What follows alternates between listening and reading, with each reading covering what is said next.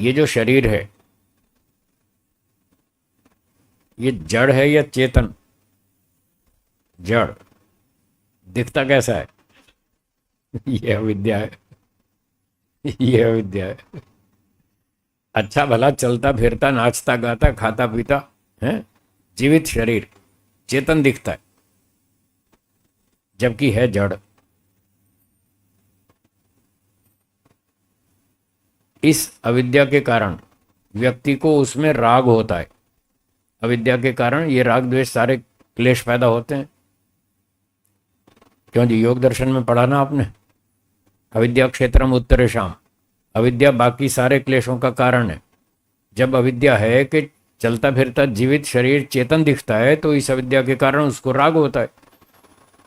जब मृत्यु होती है, शरीर की मृत्यु हो गई, अब वो डेड बॉडी रखी है, अब व्यक्ति को ऐसा लगता है ये तो जड़ है।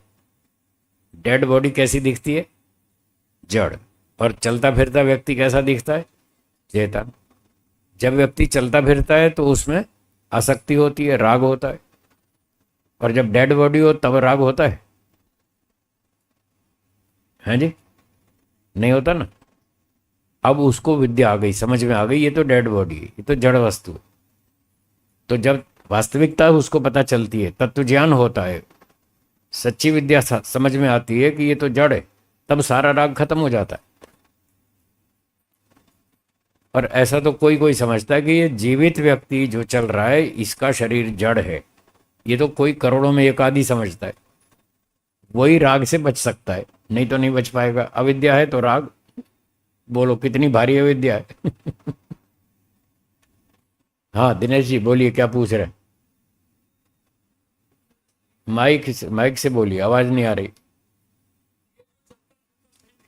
हाँ हाँ हाँ, ये पूर्ण सत्य है, 100% सत्य है। तो ये फिर जो ये आत्मा के कारण, आत्मा का और शरीर से संयोग, हाँ ये जन्म, हाँ तो ये जो हम, ये तो आत्मा के कारण बोल रहे हैं। हाँ हाँ ठीक है। हाँ, हाँ, तो ये हम जो ये आत्मा और शरीर का जो संयोग है, हाँ इसके कारण हम जी रहे हैं। हाँ, तो ये शरीर जीवित है, चेतन नहीं। शरीर लेकिन अंदर आत्मा, चलता फिर, हाँ अंदर आत्मा है। आत्मा तो चेतन है ना। आत्मा चेतन है। चेतन आत्मा के संयोग से ये शरीर जीवित है, चेतन नहीं है। हाँ, है फिर भी जड़। फिजिकली जो शरीर जो हम देख पा रहे हैं, हाँ जी, हलता फिरता, हाँ जी, तो उसमें चेतन तत्व भी तो है ना। है। हाँ, कौन है चेतन? आत्मा। और दिखता क्या है? हमको दिखता तो शरीर है। क्या आप शरीर को जड़ मानते हैं? शरीर तो जड़ ही है। मानते क्या है तो जड़। हाँ। मानते क्या, दिखता क्या हाँ, आपको? वो ऐसे व्यवहार में। बस यही कह रहा हूं, ये कह रहा हूं, है तो जड़, दिखता है चेतन, यही तो अविद्या है। आत्मा के कारण ये जड़ शरीर चेतन दिखता है नहीं चेतन।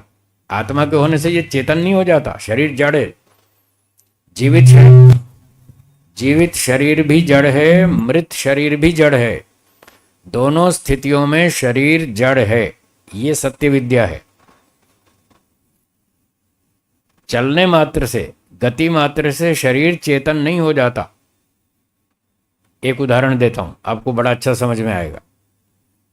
आपकी कार खड़ी है नीचे ग्राउंड फ्लोर पे, खड़ी है स्थिर, चल नहीं रही। खड़ी हुई कार जड़ है या चेतन? लालचंद जी, जड़ है ना। अब आप बैठ गए, उसको चला रहे हैं 80 की स्पीड पे। 80 की स्पीड पे चलती हुई कार जड़ है या चेतन? देखो दोनों स्थितियों में कार जड़ है, तो चलने से क्या चेतन हो गई? है जी, नहीं हुई ना। बस तो यही पॉइंट समझने का है। कार खड़ी हो तो भी जड़ है, चल रही है तो भी जड़ है। चलने से वो चेतन नहीं होती, क्योंकि चलना ये चेतन का लक्षण नहीं है। गति करना ये चेतन का लक्षण नहीं है। गति चेतन में भी होती है, जड़ में भी होती है, दोनों में होती है। इसलिए चलने मात्र से कोई चीज चेतन मान लिया जाए, ये गलत है। न्याय दर्शन की भाषा में इसको हेत्वाभास कहते हैं। ये हेत्वाभास है। अगर आप ये हेतु बताएं कि शरीर चल रहा है तो चेतन है, तो यूं तो पृथ्वी भी चल रही है, क्या पृथ्वी चेतन है? हाँ या ना? तो देखो कट गई ना बात। शरीर चल रहा है, पृथ्वी चल रही है। अगर आप गति के कारण शरीर को चेतन कहोगे तो गति के कारण पृथ्वी को भी चेतन कहना पड़ेगा। वो प्रमाण के विरुद्ध है, पृथ्वी तो जड़ है। इसलिए चलने मात्र से कोई वस्तु चेतन नहीं बन जाती, वो जड़ वस्तु जड़ ही रहती है। जैसे कार खड़ी हुई भी जड़ है, चलती हुई भी जड़ है, ऐसे शरीर डेड बॉडी भी जड़ है और लिविंग बॉडी भी जड़ है। मृत शरीर जीवित शरीर दोनों जड़ हैं। शरीर तो जड़ ही रहता है, उसको चेतन मानना ये भ्रांति है, यही अविद्या है, इसी का नाम अविवेक है। हाँ बोलिए दिनेश जी।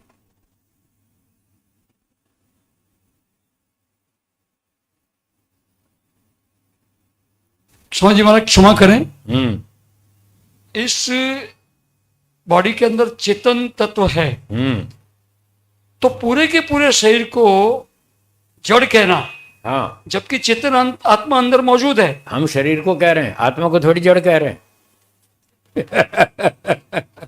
हमने आत्मा को जड़ कब कहा? हम तो शरीर की बात कर रहे हैं। वो तो ठीक है, तो फिर हम गलत क्या कह रहे हैं? शरीर जड़ है, पूरा शरीर जड़ है, सर से पांव तक जड़ है। नहीं, मैं आप हल रहे हैं चल रहे हैं, मैं हल रहा चल रहा हूँ, और हम इसको पूरी बॉडी को जड़ बॉडी को ही बता रहे हैं, वो सही कह रहा हूँ।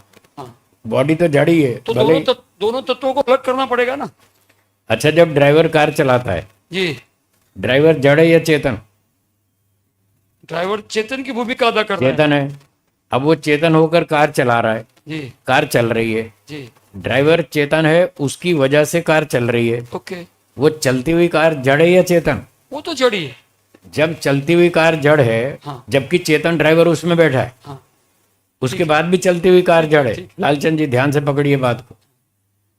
चेतन ड्राइवर कार के अंदर बैठा है और कार चल रही है और फिर भी वो जड़ है। तो ऐसे ही चेतन आत्मा शरीर में बैठा है, वो शरीर को चला रहा है, फिर भी शरीर जड़ है। क्या दिक्कत है इसमें? दोनों के पैकेट, दोनों के पैक को हाँ। हम जड़ बताएं, हाँ। जबकि दोनों साथ हैं। हाँ, दोनों साथ में तब भी जड़ बता रहे हैं, दोनों को जड़ नहीं बता रहे। ये पॉइंट आपसे छूट रहा है, आप इस पॉइंट को पकड़ नहीं पा रहे। हम दोनों को जड़ नहीं बता रहे, ओके, आत्मा को चेतन और शरीर को जड़ बता रहे हैं। ये कह रहे हैं कार को जड़ कह रहे हैं, ड्राइवर को जड़ कब कहा हमने? ड्राइवर चेतन है, कार में बैठा है, कार को चला रहा है, कार जड़ है। तो आत्मा चेतन है, वो शरीर में बैठा है, शरीर को चला रहा है, शरीर जड़ है। हमने चेतन आत्मा को जड़ कब कहा? बिल्कुल नहीं कहा है। हाँ हाँ, ये टॉपिक अलग है। ये टॉपिक अलग है। दर्द आत्मा को होता है, ये ठीक है, पर ये वो टॉपिक नहीं है। टॉपिक बदल दिया आपने। आत्मा को दर्द होता है, क्यों होता है? क्योंकि वो चेतन है। उंगली कटने पर शरीर को दर्द नहीं होता है, क्योंकि वो जड़ है। जड़ वस्तु को दर्द नहीं होता है। आपकी कार जब टकराती है ना, तो कार को दर्द होता है। फिर तो शरीर कट गया तो शरीर को काय का दर्द? वो तो जड़ है। कार भी जड़ है, टकराती है, कार टूट जाती है, पर दर्द नहीं होता, दुखी नहीं होती। कार जड़ वस्तु है, उसमें फीलिंग नहीं है, इसलिए वो दर्द को महसूस नहीं करती। महसूस तो चेतन करता है। जब कार टकराती है तो ड्राइवर को दर्द होता है। कार के मालिक को दर्द होता है, कार को नहीं होता। शरीर अकेला नहीं खाता है। आत्मा को भूख लगती है, आत्मा भोजन खाता है और वो शरीर में चला जाता है, बस इतना है। शरीर अकेला नहीं खाता है। अकेला खाए तो डेड बॉडी भी खाए। डेड बॉडी खाना खाती है? नहीं खाती। वो आत्मा इसके साथ है, तब वो शरीर खाता है। तो इसलिए अकेला शरीर नहीं खाता है। आत्मा, भूख आत्मा को लगती है, आत्मा को इच्छा होती है खाने की, फिर वो आत्मा खाता है। बस आगे जा कर के उसका रास्ता बदल जाता है। भोजन का रास्ता वो शरीर में चला जाता है, आत्मा में नहीं जाता। लेकिन जो शरीर में भोजन जाता है उससे शक्ति बनती है, और उस शक्ति की अनुभूति आत्मा को होती है। इसलिए आत्मा बार बार भोजन खाता है कि मुझे शक्ति की कमी पड़ रही है, मुझे शक्ति चाहिए, भोजन लाओ। उसको पता है भोजन खाने से शक्ति मिलती है, इसलिए वो भोजन खाता है। भोजन आत्मा में नहीं जाता, वो शरीर में जाता है, पर शक्ति का अनुभव आत्मा को होता। हाँ, मोटी भाषा में ऐसे बोलना चाहिए, मैं नहीं खाता, मैं भोजन शरीर को खिलाता हूँ। ये शब्द बहुत कमज़ोर हैं, पूरी बात को व्यक्त नहीं कर पाते, शब्दों की बहुत सीमा होती है, इसलिए हमको व्याख्या करनी पड़ती है। वरना सूत्र तो लिखा ही है, अब मुझे 2 घंटे से क्यों व्याख्या करनी पड़ रही है? इतनी सारी बात शब्दों में, सूत्रों में इतने में क्लियर होती तो मैं यहाँ 2 घंटे से क्यों व्याख्या कर रहा हूँ? इसीलिए तो करना पड़ता है कि शब्द बहुत थोड़े होते हैं, उनमें शक्ति सीमित होती है, उसको समझाने के लिए बहुत लंबी व्याख्या करनी पड़ती है। वक्ता जिस अभिप्राय से जो बात कहता है उसके वाक्य से वही अर्थ लेना चाहिए। इधर उधर भटके तो फिर छल का प्रयोग हो जाएगा। वक्ता जो कहना चाहता है वही समझो जो वो कहना चाहता है, ठीक है? तो बोलने के लिए, जैसे मैंने बताया था, बोलने के लिए शब्द कुछ और होते हैं, वास्तविकता कुछ और होती है। भले ही हम ये कहते हैं मैं खाता हूँ, मैं पीता हूँ, मैं सोता हूँ, मैं जागता हूँ, मैं बोलता हूँ, मैं हंसता हूँ, ऐसा हम बोलते हैं, पर खाता कोई आत्मा थोड़ी खाता है, आत्मा में भोजन नहीं जाता। फिर भी हम यही कहते हैं मैं खाता हूँ, मैं बोलता हूँ, मैं हंसता हूँ, मैं सारे काम करता हूँ। तो भाषा ये है जी।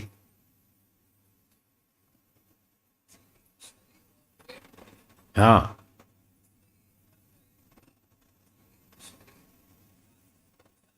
हाँ, ठीक है।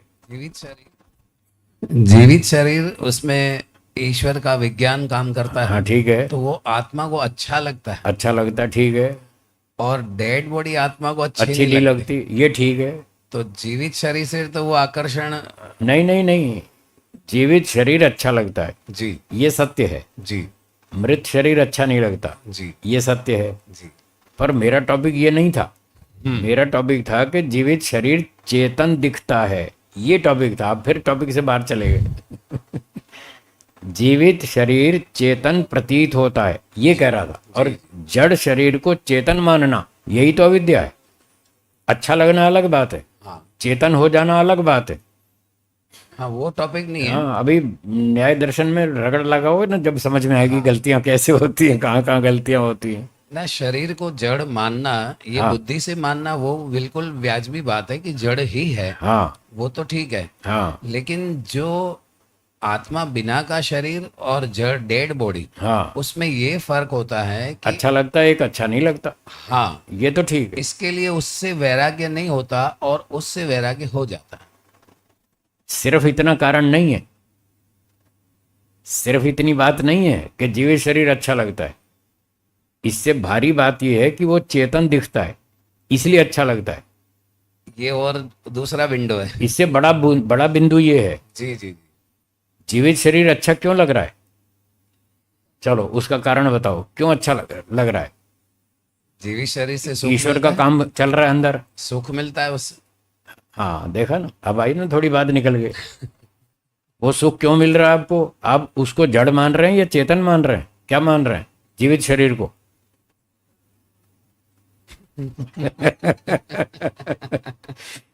आप उसको अंदर से अंदर गहराई में उतरेंगे तो आपको पता चलेगा कि मैं उसको चेतन माने बैठा हूं। अंदर की बात ये है। और जो ये बात मैं नहीं कह रहा हूं, ये महर्षि पतंजलि जी कह रहे हैं। मैंने पहले ही आपसे कहा था, मैं अपनी बातें नहीं कहता हूं, अपनी तो ताले में बंद रखता हूं, ऋषियों की बात कहता हूं। ये ऋषि लोग कह रहे हैं कि जीवित अवस्था में व्यक्ति जीवित शरीर को चेतन मानता है, इसलिए उससे सुख की, इसलिए उससे सुख भी मिलता है, आकर्षण भी होता है और उसकी ओर अट्रैक्ट होता है। वो सारा इसीलिए होता है। जी जी, वो पहले चेतन मानता है, तब जाके बाद में ये सब होता है। अंदर की जो मान्यता है वो ये है जी। चेतन मानने के कारण ये सारी क्रिया हो रही है। ये तो सारे उसके परिणाम है। वास्तविकता ये है कि उसको चेतन मानता है। अगर हम उसको बुद्धिपूर्वक जड़ मानेंगे, चाहे भी तो हाँ, जड़ मानेंगे, आकर्षण नहीं होगा, अच्छा बिल्कुल नहीं होगा। जैसे डेड बॉडी को आप जड़ मानते हैं, जी, उसमें आकर्षण होता है? ना, नहीं होता ना। उसमें नहीं होगा। हाँ, तो जैसे जड़ वस्तु में, जड़ डेड बॉडी में आपको आकर्षण नहीं होता, ऐसे ही जीवित शरीर को भी यदि जड़ मान लेंगे तो आकर्षण नहीं होगा।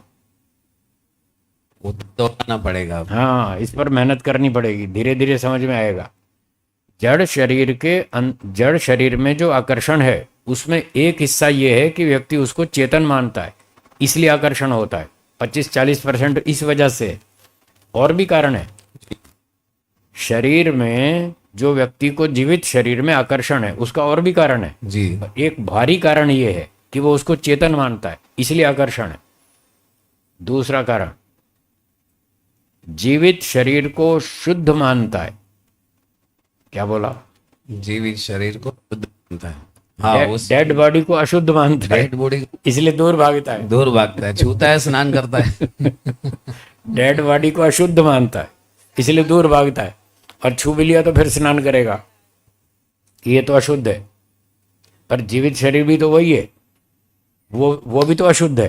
वो भी अशुद्ध है। 24 घंटे हम कौन सी सांस लेते हैं, कौन सी वायु लेते हैं, ऑक्सीजन लेते, और छोड़ते कौन सी है? Carbon dioxide. बोलो। शुद्ध वायु लेते हैं, अशुद्ध वायु छोड़ते हैं 24 घंटे। तो जीवित शरीर भी तो अशुद्ध है ना। हाँ, बुद्धि से सोचना ही पड़ता है। तो वो उसको शुद्ध मानता है, इसलिए आकर्षित होता है। जी जी जी। अगर उसको अशुद्ध मान ले जीवित शरीर को, जी, तो आकर्षण नहीं होगा। तो दो कारण हुए। दो कारण हो गए। जी। और भी है। और भी देखता हूँ। एक तो जड़ शरीर को चेतन मानता है, इसलिए आकर्षण है। हाँ बिल्कुल। दूसरा, अशुद्ध शरीर को शुद्ध मानता है, इसलिए आकर्षण है। जी। तीसरा कारण है, शरीर अनित्य है उसको नित्य मानता है। और उसको नित्य मानता है, इसलिए आकर्षण है। ये भी एक कारण है। जी। शरीर नित्य है या अनित्य है? अनित्य। अनित्य है, सदा नहीं जिएगा। पर व्यक्ति ये मानता है ये सदा जिएगा, मैं भी जीऊंगा, ये भी जिएगा, दोनों सदा जिएंगे, इसलिए आकर्षण होता है। अगर समझ में आए ये सदा नहीं जिएगा, कभी भी लौट, कल की गारंटी है कल सुबह उठेंगे हम। कोई गारंटी नहीं। फिर अगर ये समझ में आ जाए इस शरीर की कल की कोई गारंटी नहीं है कि कल सुबह व्यक्ति सो के उठेगा कि नहीं उठेगा, कोई गारंटी नहीं है। अगर ये समझ में आ जाए, आपको उस व्यक्ति में आकर्षण नहीं होगा, जीवित शरीर में भी आकर्षण नहीं होगा, गारंटी है। ये बात मैं नहीं कह रहा हूँ, मेरी बात नहीं है, महर्षि पतंजलि जी की बात है, वो ये बात कह रहे हैं। इसको भी दोहराना। अनित्य शुचि दुखानात्मसु, इसमें सारी बात लिखी हुई है। हाँ हाँ, चारे बात। तो ये तो पतंजलि महाराज की बात है, मेरी थोड़ी। जी जी वो कह रहे हैं शरीर अशुद्ध है, इसको शुद्ध मानते हो, ये अविद्या है। जी। शरीर अनित्य है, आप नित्य मानते हो, ये अविद्या है। शरीर जड़ है, आप चेतन मानते हो, ये अविद्या है। और शरीर में बहुत सारे रोग भरे पड़े हैं, छिपे हुए हैं। जो दुख है। हाँ, वो दुखदायक भी है। जी। जीवित शरीर में बहुत सारे रोग हैं। अब वो रोग जो हैं वो कल को जब प्रकट होंगे तब यही व्यक्ति दुख देगा हमको, उसकी चिकित्सा करानी पड़ेगी, है डॉक्टर को ढूंढना पड़ेगा, धक्के खाने पड़ेंगे, चक्कर काटने पड़ेंगे, पैसे लगाने पड़ेंगे। वो दुख कहाँ दिख रहा है? उसको पूरा सुख दिख रहा है शरीर में। तो यही तो अविद्या है। ये तो अगर ये सारी बात समझ में आ जाए तो सारा आकर्षण खत्म हो जाएगा। स्वयं के शरीर से भी तो दुख निकलेगा। अपने से भी होगा। तो व्यक्ति अपने शरीर को भी कहाँ अनित्य माने बैठा है। सही बात। अब अपने शरीर को भी नित्य मानता है, दूसरे का भी नित्य मानता है, अपने को भी शुद्ध मानता है, दूसरे को भी शुद्ध मानता है, अपने जड़ शरीर को चेतन मानता है, दूसरे के जड़ शरीर को चेतन मानता है, और अपने शरीर में अपना शरीर दुखदायक है, उसको नहीं मानता दुखदायक, सुखदायक माने बैठा है। और शरीर को शरीर नहीं मानता है, रूप वाला मानता है, आत्मा मानता है, आत्मा। शरीर को आत्मा मानता है, ये बात भी है। तो कितने सारे कारण हैं जो अविद्या को उत्पन्न, जो अविद्या के कारण हमको उसमें आकर्षण पैदा करते हैं। तो जिसको ये बात समझ में आती है उसके पास सच्ची विद्या आई, तत्व ज्ञान उसको हुआ। तो जिसको तत्व ज्ञान होगा उसकी अविद्या खत्म, जिसकी अविद्या खत्म उसका राग भी खत्म, फिर उसको कोई राग नहीं होता। हाँ, वो सारी तत्व ज्ञान उसको हो जाता है। शरीर दुखदायक है, शरीर अशुद्ध है, शरीर अनित्य है, शरीर जड़ है, शरीर आत्मा से अलग चीज है। ये सारा तत्व ज्ञान होने पर उसको कहीं भी आकर्षण नहीं रहता, सारा राग खत्म हो जाता है। बस सांख्य दर्शन, योग दर्शन, न्याय दर्शन, सारे दर्शन यही बात कहना चाहते हैं। सबका एक ही सुर है कि अविद्या का नाश करो, विद्या की वृद्धि करो। ये सारी अविद्या है जो बार बार जन्म दिलाती है। इसी के रहने पर अगला जन्म होगा और ये हट जाएगी तो मोक्ष हो जाएगा। तो स्वामी जी, जो शत्रु होता है हम्म। और एक मित्र होता है, तो शत्रु का तो शरीर और आत्मा दोनों से हमको नफरत राग होती है। नहीं होता, राग नहीं होता, वहां द्वेष होता है। वहाँ द्वेष होता है। हाँ, क्योंकि दुख वहां मिला ना, जहां दुख मिलता है वहां द्वेष होता है। हाँ, और जो मित्र है उसमें सुख मिलता है, मित्र से सुख मिलता है इसलिए राग होता है, शत्रु से दुख मिलता है उसमें द्वेष होता है। और ये दोनों खतरनाक हैं, राग भी और द्वेष भी, दोनों बंधन डालने वाले हैं। इन दोनों का इलाज एक ही है, वैराग्य। वैराग्य। और वैराग्य कैसे होता है? वो तत्व ज्ञान से होता है। इसलिए कह रहे हैं तत्व ज्ञान प्राप्त करो, 100 बीमारी का एक ही इलाज, तत्व ज्ञान। बस जिसको तत्व ज्ञान हो गया उसकी सारी अविद्या कट जाएगी, अविद्या कट गई तो सारे शत्रु भाग जाएंगे, राग द्वेष सब खत्म हो जाएगा। तो शत्रु तो नहीं होने चाहिए, लेकिन मित्र तो होने चाहिए, ऐसा संगठन। हाँ, मित्र होने चाहिए, संगच्छध्वम, हाँ, बिल्कुल होने चाहिए। तो- पर उसमें अविद्या नहीं होनी चाहिए। वो कहाँ से लाएंगे? मित्र में नहीं, खुद में, अच्छा, स्वयं में। स्वयं में मित्र तो रखना चाहिए। जी जी जिसको आपने मित्र बनाया, जी। अच्छी बात है, मौके पर वो सहायता देगा, हाँ आप उसको सहायता देंगे, वो आपको सहायता करेगा। हाँ यहाँ तक ठीक है। हाँ। संगच्छध्वम संबद्धध्वम, मिलकर चलो, मिलकर बोलो, लक्ष्य की प्राप्ति करो, जी है तो ये तो ठीक है। लेकिन उस मित्र के बारे में ये समझना कि ये मित्र सदा जीवित रहेगा, हाँ, ये अविद्या है। ये अभी। ये तो वहां भी बचना पड़ेगा आपको अविद्या से। मित्र को भी ये मत मान लेना ये हमेशा जिएगा, और सब कुछ ठीक करेगा। और ये भी मत मान लेना कि हमेशा सुख देगा, सुख ये भी मत मान लेना, ये भी अविद्या है। आप देखो कितनी गहरी गहरी अविद्या बहुत बहुत बारीकी से सोचना पड़ता है, बारीकी से। है। हाँ, माइक ले लो। जो शत्रु है, हाँ, उसके बारे में क्या कह रहे हैं? माइक से बोलिए। मैंने कहा से कहा कि मित्र होने चाहिए। हाँ अगर समझो उसकी जगह पे शत्रु हो हाँ, तो जन्म मरण चक्कर में रहना पड़ेगा। अगर शत्रु है तो वो अपनी तरफ से शत्रु है तो कोई दिक्कत नहीं है, हमारा मोक्ष हो जाएगा। अच्छा। यदि हम उससे शत्रुता करेंगे तो हमारा मोक्ष नहीं होगा। हमको शत्रुता नहीं करनी है, हमको दुश्मनी खत्म करनी है, हमको अपना द्वेष समाप्त करना है। हमारा द्वेष खत्म हो गया, हमारा मोक्ष हो जाएगा। दुनिया में 50 लोग हमारे दुश्मन हो, कोई चिंता नहीं है। हाँ, उससे कोई फर्क नहीं पड़ता, क्योंकि हम पर हमारा अधिकार है। हमारा अधिकार हम पर है, दूसरे पर तो है ही नहीं। वो कुछ भी सोचे, कुछ भी करे, वो हमारे कंट्रोल में थोड़ा ही है। इसलिए वो मोक्ष में बाधक नहीं है। यदि हम द्वेष करते हैं तो वो बाधक है। अगर द्वेष करते हैं तो अविद्या है, अविद्या है तो जन्म मिलेगा, मोक्ष नहीं होगा।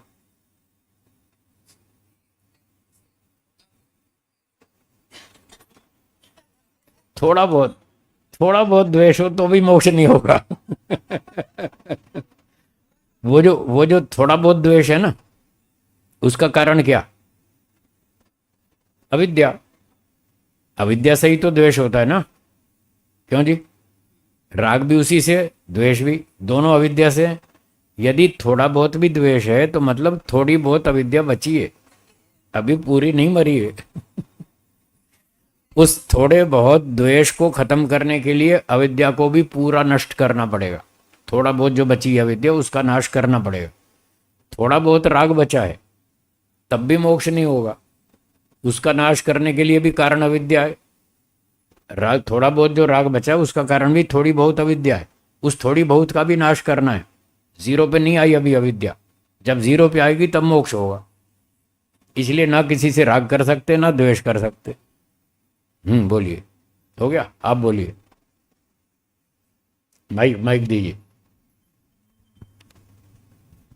नमस्ते स्वामी। नमस्ते जी।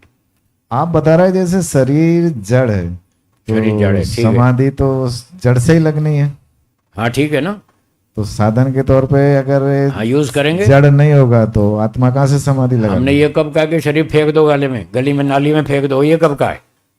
नहीं, वो नहीं। हमने शरीर फेंकने को नहीं बोला है, हमने बोला है शरीर जड़ है, इसको जड़ मानो और यूज करो। आपकी कार जड़ है, आप यूज नहीं कर रहे क्या? नहीं, निराकार साकार में बैठा है तो सारे सूक्ष्म शरीर काम करेंगे तब काम फटाफट। बनेगा। टॉपिक बदलते जा रहे हैं फटाफट फटाफट। कभी जड़ की बात कर रहे हैं, कभी समाधि की बात कर रहे हैं, कभी साकार की बात कर रहे हैं। टॉपिक मत बदलो, एक बात पे पकड़ो। हमने ये कहा था शरीर जड़ है, हाँ, इसको जड़ मानना चाहिए या नहीं? नहीं मानना चाहिए, मानना चाहिए। तो फिर मेरी बात ही तो बोल रहे हैं आप, अलग क्या है? कुछ भी नहीं।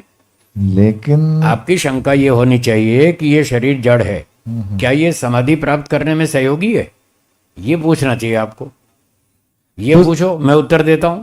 अच्छा, तो सहयोग तो इसी जड़ का ही लेना पड़ेगा। हाँ, मेरा उत्तर है बिल्कुल सहयोगी है। शरीर जड़ है, इसका सहयोग लेना है। रोटी जड़ है, उसका सहयोग ले रहे हैं कि नहीं? हाँ, ले रहे हैं ना। कार जड़ है, उसका सहयोग ले रहे हैं या नहीं? 50 चीजें जड़ है, आप सबका सहयोग ले रहे हैं। शरीर भी जड़ है, उसका भी लो। कौन मना कर रहा है? बिल्कुल लो। जड़ है और अशुद्ध है, अनित्य है, दुखदायक है, समाधि प्राप्त करने का साधन भी है। क्या बोला? समाधि प्राप्त करने का साधन साधन भी है। बस साधन के रूप में जितना लाभ देता हो उतना ले लो, बाकी जो गड़बड़ है उसको साइड में रखो। गड़बड़ को साइड में रखो, जितना लाभकारी है उतना लाभ ले लो। तो इसका नाम तत्व ज्ञान है। तो ये तत्व ज्ञान आपके अंदर वैराग्य को उत्पन्न करेगा। वैराग्य बना रहेगा तो आप समाधि तक भी पहुंच जाएंगे, मोक्ष भी हो जाएगा, सब काम हो जाएगा। जैसा है वैसा माने। हाँ बोलिए। हाँ, जड़ होते हुए भी शरीर समाधि को प्राप्त कराने का साधन है।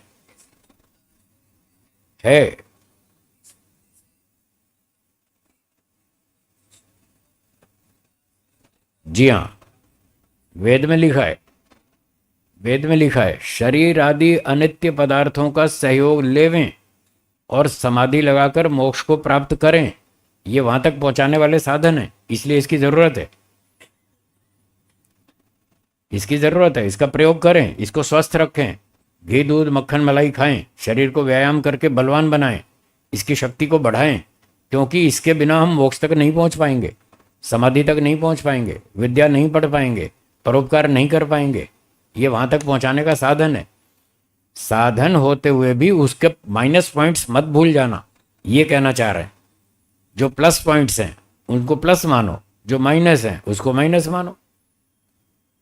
आप स्टील के गिलास में पानी पीते हैं क्या कांच के गिलास में पानी पीते हैं?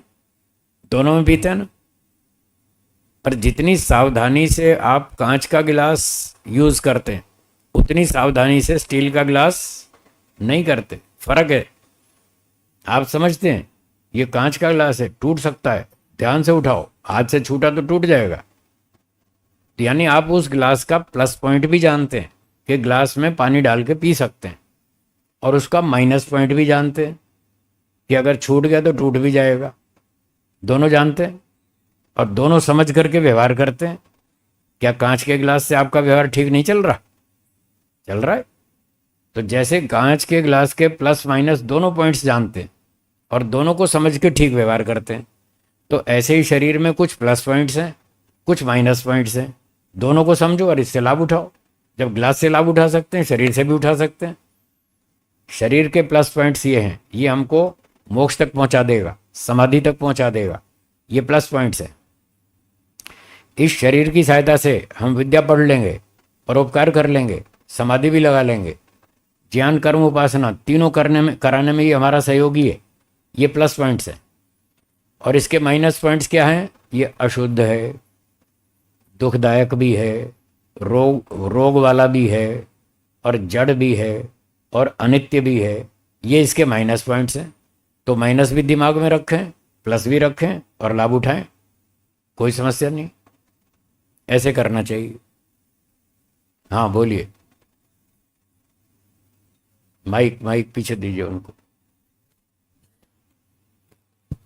हेलो जी। अच्छा स्वामी जी, आपने जो बताया कि मृत्यु के समय अगर अविद्या नहीं रहती है, किस मृत्यु के समय? मृत्यु के समय अगर अविद्या नहीं रहती है, ठीक है, तो मोक्ष हो जाता है, ठीक है, और दूसरा जन्म नहीं होता है। ठीक है। तो इस जन्म के अंदर जो अच्छे बुरे कर्म किए उसके फल का क्या?